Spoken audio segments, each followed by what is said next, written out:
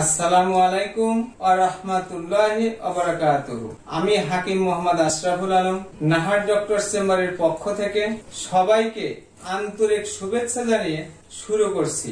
সম্মানিত সুধী, আজ আপনাদের অনুরোধে ঔষধ ছাড়া কিভাবে পেটের মেদ এবং শরীরের চর্বি কমাবেন এর গোপন বিষয় নিয়ে আলোচনা করব।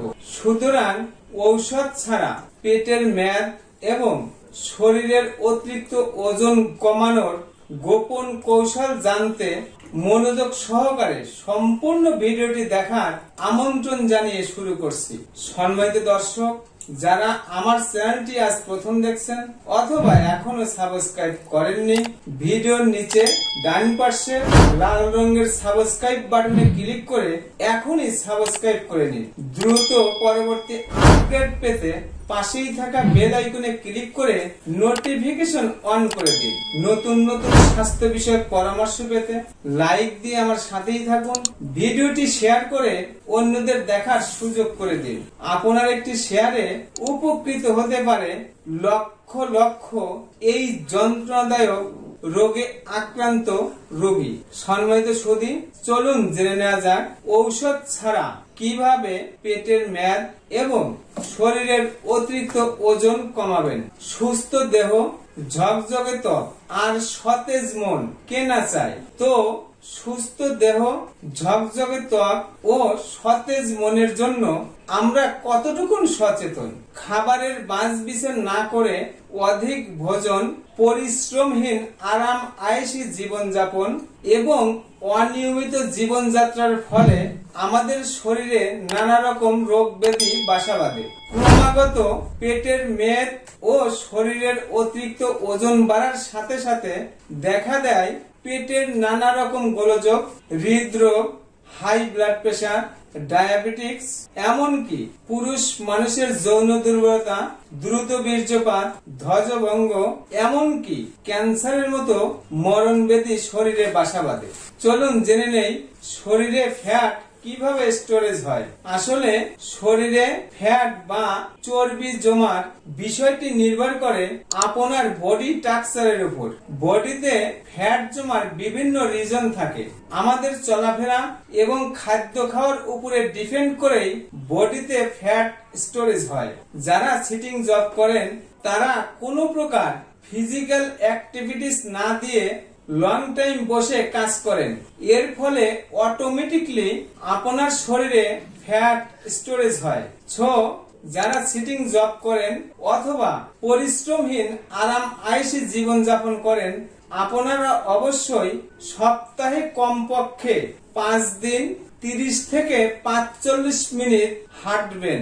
তো ফ্যাট স্টোরেজ হওয়ার জন্য আবার কিছু খাবারও দায়ী। পাকস্থলীর বিপাকজনিত কারণে পেটের হজম ক্রিয়া নষ্ট হওয়ার ফলে বডিতে ফ্যাট স্টোরেজ হয়। কিছু কিছু খাবারের মধ্যে রয়েছে সুগার এবং কার্বোহাইড্রেট। সুতরাং আমরা কি খাচ্ছি, কিভাবে খাচ্ছি, খাবারের প্রতি অবশ্যই খেয়াল রাখা জরুরি।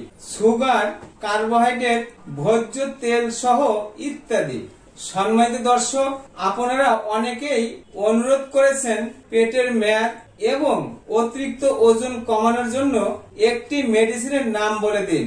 সম্মানিত সুধী, পেটের মেদ এবং শরীরের ওজন কমানোর জন্য বাজারে অনেক প্রকারের ওষুধ এবং অনেক প্রকারের ডিভাইস রয়েছে। আসলে কোন ওষুধ এবং কোন ডিভাইসটি আপনার শরীরে ভালো কাজ করবে তা নির্ভর করে আপনার শারীরিক অবস্থার উপর। সুতরাং একজন ডাক্তারের পরামর্শ ছাড়া কোনো ঔষধ বা কোনো ডিভাইস ব্যবহার না করাই উত্তম। তো আমার দীর্ঘদিনের চিকিৎসা পেশার বাস্তব অভিজ্ঞতা থেকে সম্পূর্ণ প্রাকৃতিক এবং পার্শ্ব প্রতিক্রিয়া মুক্ত একটি ওষুধের নাম বলে দিচ্ছি। 1 চা চামচ সফুক আবেহায়াত সেবনে পেটের মেদ ও শরীরের ওজন তো কমবেই, সেই সাথে দীর্ঘমেয়াদী কোষ্ঠকাঠিন্য, পেটের গ্যাস, পেট ফাঁপা, বদহজম, পুরুষ মানুষের যৌন দুর্বলতা, দ্রুত বীর্যপাত, ধ্বজভঙ্গ, এমনকি যারা আশা ছেড়ে দিয়েছেন জীবনে আর কোনোদিন যৌন মিলন করতে পারবো না।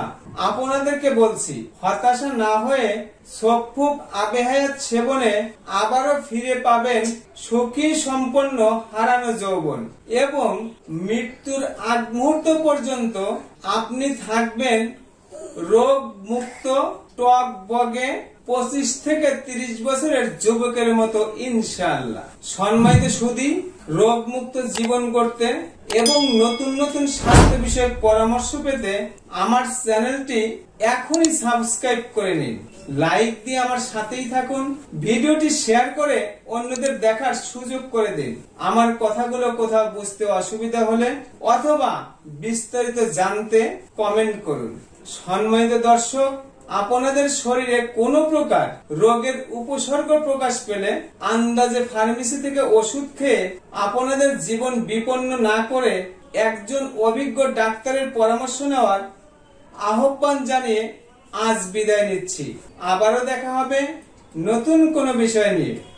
ততক্ষণ মহান আল্লাহ তাআলা আমাদের সবাইকে ভালো রাখুন, সুস্থ রাখুন। আসসালামু আলাইকুম ওয়া রাহমাতুল্লাহি ওয়া বারাকাতুহু।